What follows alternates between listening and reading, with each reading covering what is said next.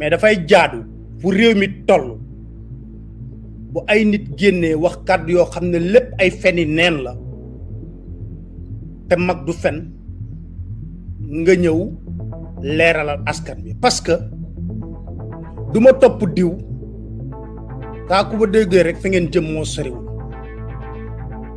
sant yàlla bu baax a baax toog nañ ko sunu njaboot yeewu ci jàmm ak salaam dégg ay wax ay message yu ne ñu la koy envoyé wax yu ne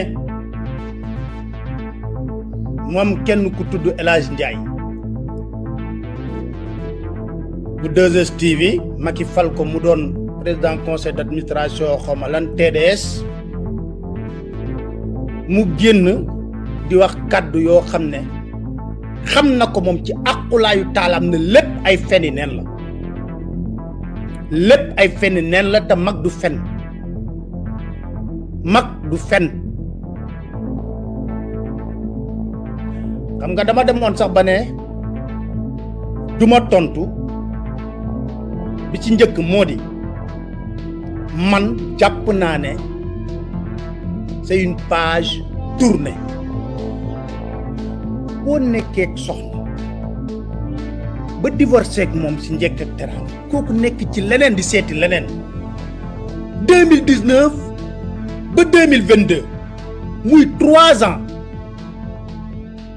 toppatoowu la faalewu la xamul ci loo nekk topp li jëtawul à la limite mépris la affiché par rapport à ta personne nga la waay xanaa nga mën koo jàmmal mais munuñu ko def xam nga lu tax Macky nag côté boobu faanaa ko ci parce que ñu mu jonkoon loo fenn di leen wax ne dugub leen foofu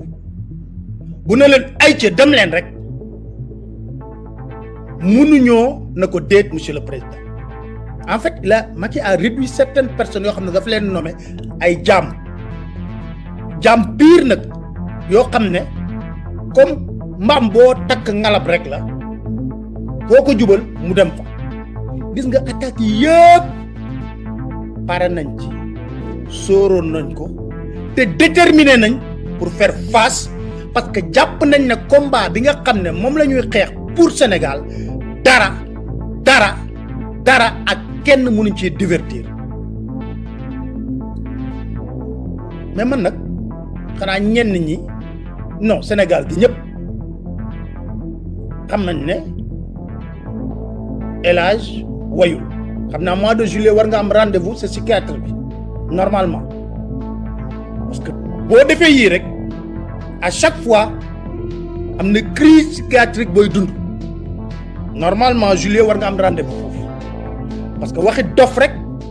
nga yëkkati wax te lépp laay démontrer ne ay feni neen la te mag du fen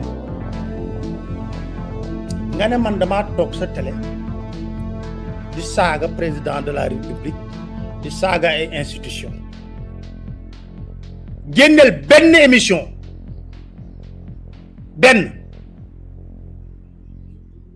émission bu ñuy saaga di nga fa dajale amul kilifa bu ñëwul toog sama émission 2STV kon kilifa yooyu ñàkk nañu fayda de du ministre du président de la république du kenn ñëpp ñëw nañ toog sama émission riigu def ak man émission am na wala amul sénégalais yi ñooy seede waaye yow sa bopp hypocrisie bu nekk ci yow ak sournoiserie bu nekk ci yow nekkul ci benn doomu aadama buy dox ci kaw suuf te dinaa la ko wax ñaata yoon laa toog man émission yow El Hadj Ndiaye sa àqulaay taala ak nga ñàkk sa njaboot gi yëpp waat ko nga envoyé ma message texto il faut attaquer Mamour Diallo parce que moo nekkoon directeur du domaine xam nga da nga ne dañuy révéler rek nañu dem lépp lañ denc nag taxaw na bett di leen xaar xamoon nañ ne tôt ou tard lii day ñëw parce que li ñuy wax ne rek les chiens de garde de Macky ñu jëfuur jamono yi envoyé message Mamour Diallo mu nekkoon directeur domaine sa terrain boobu nga xam ne boo passé port ba di ko dem te libanais yi di fa tabax jamono yooyu benn kii nga amoon ci contentieux ak libanais Mamour Diallo na du tranché nga envoyé message Pape Alé il faut attaquer Mamour Diallo ma ne la pourquoi kon booy wax ne attaque xanaa yow yaa ko doon sooke ma ne la pourquoi attaquer Mamour Diallo woo nga ma sa bureau da nga ne da ngay wax rek révélation ma toog nga ne ma attaquer Amadou Ba xaw ma lu tax après laa ko xam ma génn wax sa soxna ne ko mais si jëkkër di la la séq ak Amadou Ba conteneuru matériel yi ngay indi bëgg ci exonération mu defal la ko benn yoon takk sa biir lan nga yàqul président Macky Sall yow président Macky Sall bii ngay wax lan nga ko yàqul elay fàtte xaju fi fàtte xaju fi et puis il faut être respectueux bu la nit yàlla mi ma tiim nga xam ne li may def nii sax neexuma xam nga lu tax relation yu rafet laa séq ak njabootam te relation yooyu dama daan ñaan yàlla mu perdurer ndax man jaar naa sud relation yu rafet laa séq ak waa sud c'est comme une famille pour moi nit mooy liggéey ci fenn jóge fa dem feneen yow sa jalousie maladive bi nga am ci Youssou Ndour moo taxoon nga bañ Macky Sall ndax Youssou Ndour dafa xeexoon ba Macky Sall nekkoo pouvoir yow boobu yaa ngi ànd ak Abdoulaye Wade ngay inventé ay histoire ne way chaque 31 décembre dañ leen invité ay nit pour kon ba ñuy invité Macky Sall 31 décembre 2011 fan lañ ko tegoon bu Sonko bi maa ngi ñëw nga ne damaa génn wax la ma génn wax ça date de 2021 na nga mën a xamee ne tontu bi nga tontu Ousmane Sonko ça date de 2019 nga jàpp na 2021 parce que dañ maa sosal lu ñëw weng ma noppi waale ko 2019 ba 2021 ma dem Sud FM ñu posé ma ci question ma tontu na leen dinaa leen wax li dëgg bi xew ci bureau soxna Marème Ndiaye la ñu invité Ousmane Sonko moo nekk directrice de la télévision Moustapha bu yor digital toog looloy dëgg du Pape Alé moo jël initiative bi Marème moo ko suggéré Moustapha est témoin parce que da ngeen wër di wax parce que ba ngeen demee Farba Ngom yow ne la président nee na da nga war a teqali ko Pape Alé pour am jàmm li nga bëgg mu defal la ko nga ñëw inventé ay mbir mais man ba ma fa jógee ba léegi mais sant yàlla déggoo ma wax ci lu ba lay tuddee wax naa la man doo référence doo modèle ci man honnêtement parce que man du ma dundee l'arbinisme du ma dundee mensonge te gaw ma loolu man Pape Alé gaw ma loolu nit ki li mu war a am ci àddinam yàlla bind na ko l'arbinisme de tous les régimes da jiñ nañ la fi na yaa taal sa jóob ñu jox la fi nga nekk nii nan nga ko amee boo bëggee ñu avancer nan nga ko amee ci Ablaye Wade nan nga ko amee fu toll noonu nan nga ko amee ci digg Ndakaaru waxuma teere yi nga dem sosol Ablaye Wade na yaa ngi koy am mu daggal la ko ci foire nga ne da nga koy may say reporter dara du ci dëgg nga jël genn wàll gi yëpp jaay yii nga xam loo ci def nit day wax dëgg président Macky Sall da nga ko aaye woon sax 2S laata muy ñëw au pouvoir Macky Sall xam na bu baax li muy wax daaka ba ay reporter fekk nañ la fa Macky Sall nga toog nga ne leen ba nga nekkee di wut nguur nga ne leen laa njaay moom xam naa ko bu baax moom ay biram lay régler ak affaire yooyu boobu moom je crois que benn journaliste moo fa honnête parce que dama jàpp ne ni pouvoir amee wàll ci télé noonu la opposition amee wàll ñun sunoo tëddee njaaxaanaay dem nga ba génne tey jii Afrique City Khalifa Sall dala jox xaalis bu weex tàll nga def ko direct ba pare la def ca xaalis bi ñu jox la nga ne ko buub moo ne de ba mu nekkee cee jafe-jafe note de service nga génnee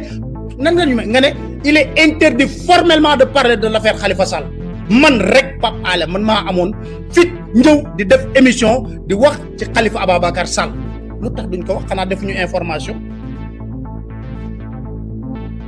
et puis encore mensonge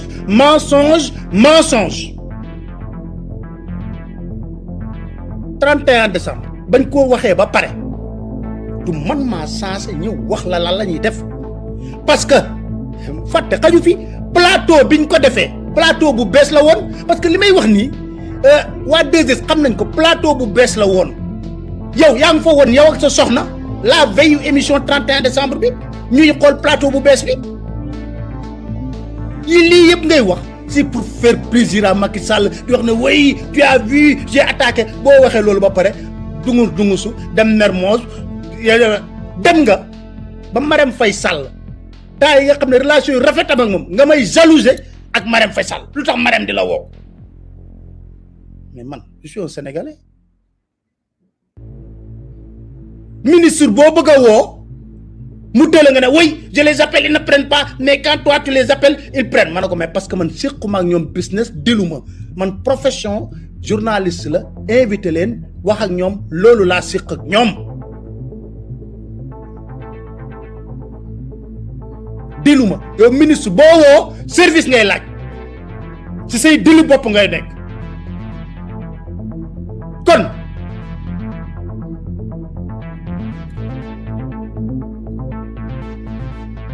ay fen du bejjaaw nga ne dama dem Màkka tàgguwuma la mais duma la tàggu mais yow lu gën a garaaw def naa ko nekk naa sa biir kër di takk jabar yëgaluma la ko Sénégal gi yëpp ñëw ci mariage bi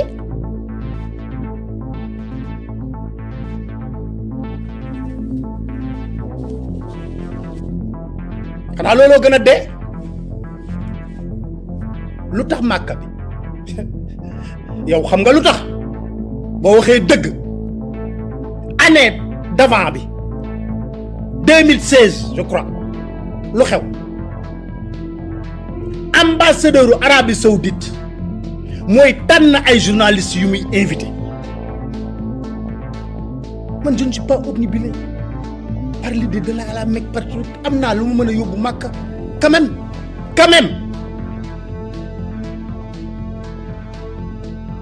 mais yow sa nay tax na lépp da nga bëgg ñu defal ko sur le plateau d'argent 2016 je faisais partie ci ñi nga xam ne ambassadeur Arabie Saoudite daf leen bëggoon a invité Makka 2016 dégg leen bu baax li may wax lu xew bañ ko waxee yow yaa détourné loolu jox ko sa njaboot yaa ko détourné jox ko sa njaboot fekk man j'étais même pas obnubilé je suis encore jeune 2017 année bi ma demee Makka Trump ne première visite officielle moom koy def en tant que président Amérique Makka la koy defee ambassadeur u Makka bi saisir la j'étais même pas préparé un vendredi nga remuer ciel et terre man la mais grand nan la ñu mën a demee Makka ci condition yi nga remuer ciel et terre oui Pape il faut nga dem ma dem def fa liggéey bu mucc ay tàppee leen samedi mag Arabie Saoudite man ak na yàlla ko yàlla rëm grand Abdourahmane Camara ma def fa liggéey bu mucc ayib dem leen ngeen tàppe sur la samedi mag Arabie Saoudite ñu pare ci loolu sa xam nga pour te dire ne lay yow yaa obnubilé wu par yooyu ñun gëm nañ ne lépp mën nañ ko ñafe te duñu def l'arbinisme lu xew ñu pare ci loolu man Pape Alé sama njaboot jóge fi dem vacances Italie ma jël congé ne je vais faire le tour du Sénégal programmer une semaine de vacances Cap Skirring d'abord ba ma ko programmer c'est le conseiller en communication de l'Arabie Saoudite qui m'a appelé au téléphone ne ma El Hadj xamoon naa ko parce que ba may njëkk a dem ci 2017 bi mu ne ma El Hadj ma ne ko mu ne ma tu fais partie des personnes choisies par l'ambassade d'Arabie Saoudite pour te dire ne El Hadj ni mu soxoree te bon foog na lépp lu baax lu ne njabootam moo ko war a am noonu la jëlee Papa Ngagne Ndiaye TFM Papa Abdoulaye Der noonu la jëlee Ahmed Aïdara Sen TV ah noonu la jëlee sama grand frère bi nekk Soleil Diop ñooñu lañ tànnee ñoom seeni journaliste il n'avait pas besoin de la contacter de la wax xoolal sa soxor gi soxor ak iñaan mënul weesu nga foog ne lépp ci yow la war a dem ak sa njaboot waa 2S ni may dégg amul lenn lu baax lu mu yéene un employé de la 2STV faju sax da leen di tëgg amul lenn lu baax lu mu yéene un employé lépp njabootam ak moom point ma nekk congé ambassade Arabie Saoudite woo ma yow bu nekkoon kay procédure bu normal la ñoom ne yow la ñuy contacter Sidi Diop laa doon wax Soleil sama grand frère j'étais pas le seul journaliste roi Arabie Saoudite tànn ay journalistes ils étaient satisfaits du travail que j'ai eu à faire avec toi bu la naqadee nag yaa xam c'est pas mon problème parce que bu la ko joxoon nga détourné waat ko parce que ba ngay tëb di dal pour ma forcer ma dem ànd ak voyage dem Trump bi loolu nga daan xaar xam nga dama lay dégg ngay attaquer Youssou Ndour di wax ratatatatatatatat Youssou Ndour dafa jël say employé loolu du gàcce ci yow say employé boo leen fayoon gérer leen na nga leen war a gérer amuñu benn problème mais duñu seeti feneen parce que c'est des professionnels qui circulent yow kay fexeel ba téye say employé da yaa ngi ni mënoo débaucher benn employé fële wala koo fa débaucher musiba naaru laay lay dund lu tax pourquoi tes employés te quittent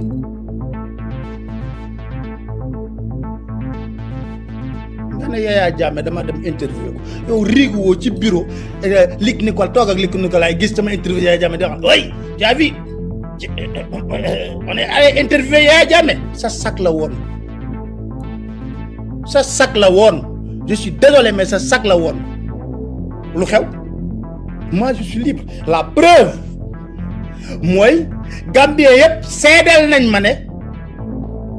professionnellement la interviewé Yaya Jammeh ba ma ca paree dama doon Gambien yëpp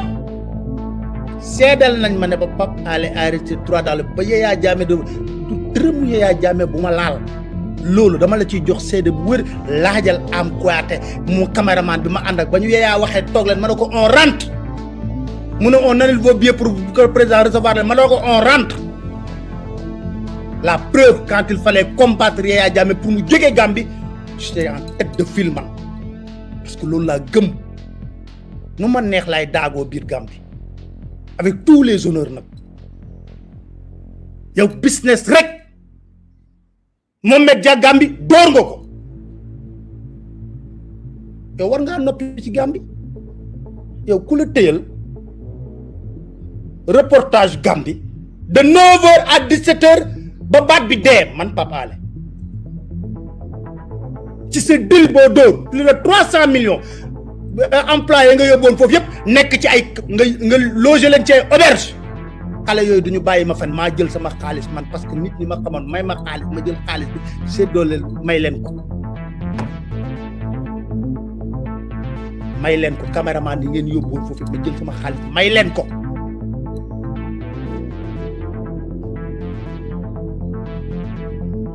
xam nga nit nag da ngay gëm sa bopp la preuve ba ñu demee Gambie jour bi ma defee sama liggéey ba pare boobu ngeen ma gëj a gis ba le jour ba 72 heures jour du départ nekkuma woon sax yéen dund ma sax yéen parce que man damay def li ma war dox sama dox goreel parce que man maa toog man yore la sa antenne 9h ba 17h xam nga nag yii yëpp may wax nii bëgguma ci woon yegg mais comme Macky dafa am ay chaîne de garde ñun ñëpp dañuy tëb di daal ku ci wax ooy Pape Alé mu de il ne doit pas raconter ce qu'il a dit mais quand vous confectionnez des mensonges pour yàq deru Pape Alé tontu leen il faut ñu arrêter faut qu'on arrête faut qu'on se respecte parce que man j'ai tourné la page ba ma fa jógee laa ci pare relation yu rafet laa siq ak tous les employés ba sa njaboot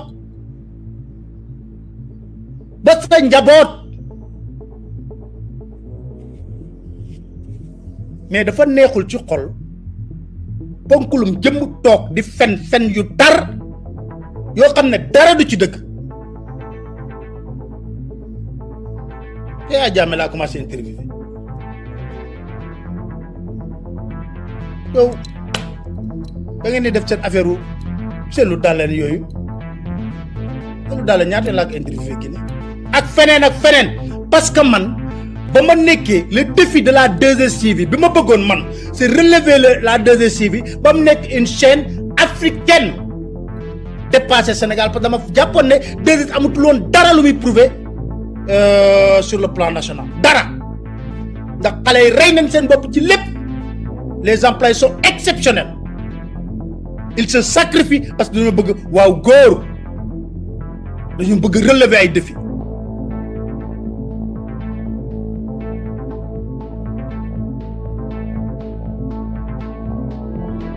xam nga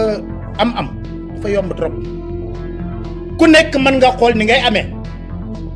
man nga am par le mensonge l'arbinisme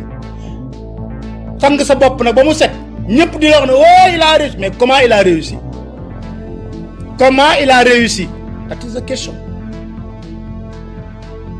that is the question oui dama jël kuy saga yow nga ñu don to dem nga ba ben jour nga ne ma oui Pape je suis fâché ma ne la lutax nga ne ma oui tu regardes pas mes messages je vais te mettre ben ki bo xamne dang fay tek sa portable parce que man ma dan bañ duma xol sa message Cheikh Amar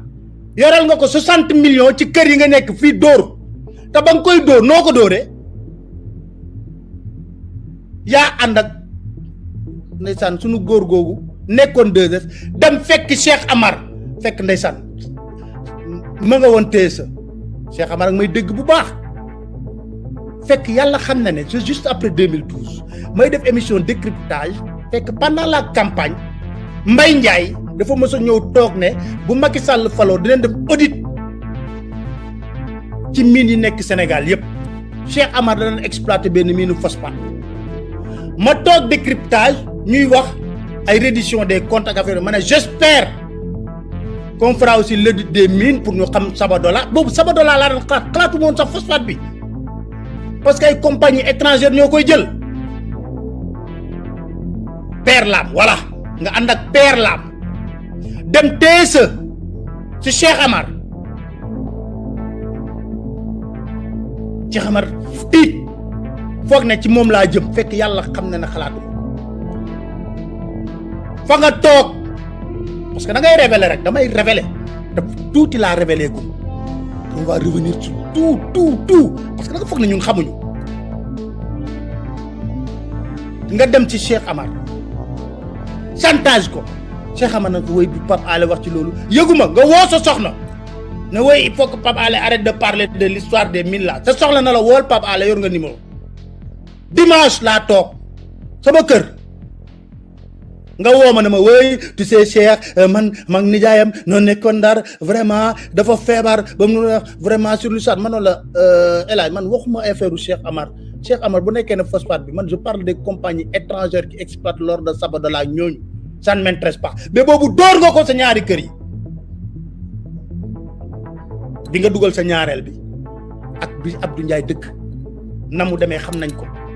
yore ko ci xaliss un jour je parle des hommes d'affaires décrypter nga envoyer un message il faut attaquer Cheikh Amar pourquoi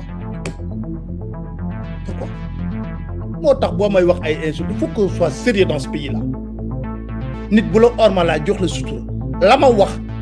su defé dara du ci daj c'est un mensonge tu m'as jamais donné une note ba may jël ba Sonko di ñew di tok ah sa soxna xamna nu mu demone lepp les photos voilà les photos après le plateau parce que xam nga wax day leer dama leni won photo bo xamne man ak Marème très 31 décembre 2000 dama leni won parce que xam nga lu amul sédé baxul 31 décembre 2018 la won defa ñu def plateau bi ba paré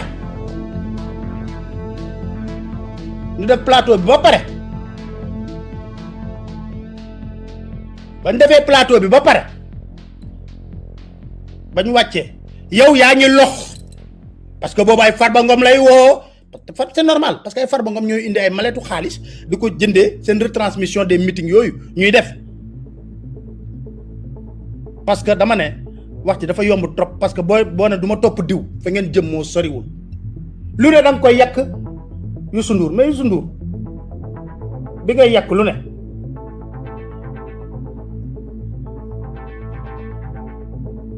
gënoo ko suma photo bi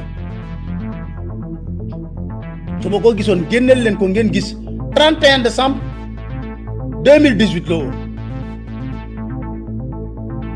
photo yéen ca defoon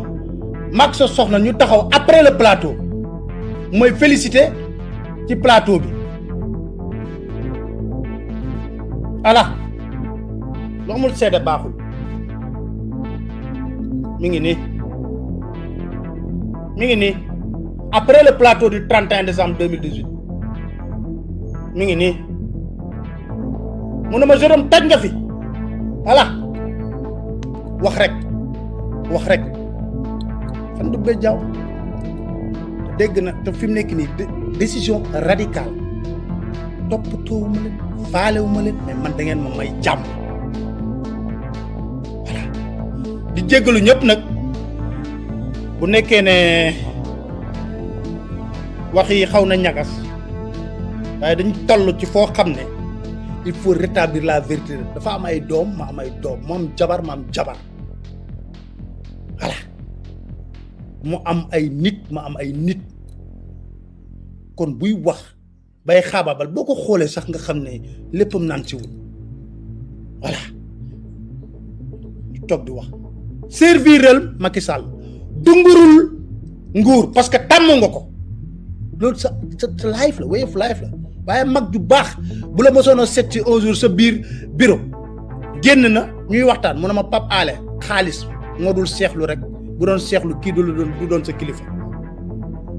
xaalis moo dul seexlu bu doon seexlu kii du doon sa kilifa di sant ñëpp di gërëm ñëpp di leen dig dajee incha allah ci benn waxtaan lii dama ko defoon parce que bugguma bu ñuy waxtaanee réew mi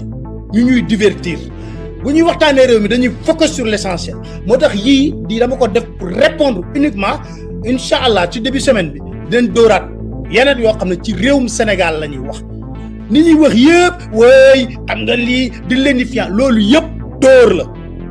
ay dóor loo xam ne réew mi mais